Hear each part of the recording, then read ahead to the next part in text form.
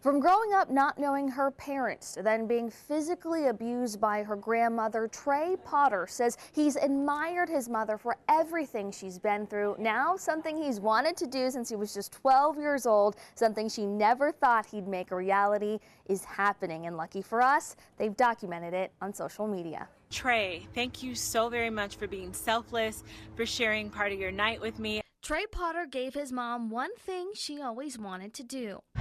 A night to dress up and go to prom. She never had that experience, and she's risked so much for me throughout my life and made so many sacrifices. I just thought it'd be the right thing to do. Melro Potter never got that night out. She grew up living in 23 foster care homes and ended up pregnant and homeless at 16. My mother was actually raped when she was 13, and I am the baby from that rape. And as a result, I lived in the foster care system and didn't, ever hear any positive reinforcements that I was beautiful or valuable or worthy. But Melro fought through the pain and hate and raised her son alone.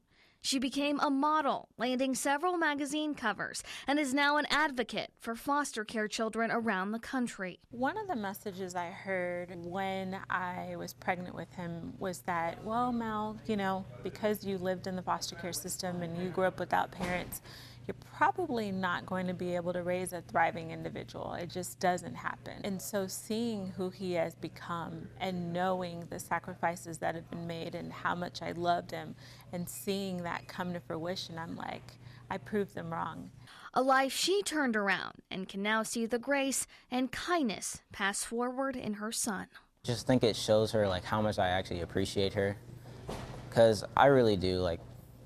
After all she's been through and after all I've been through with her, I just think it just makes her happy, and that's all that really matters.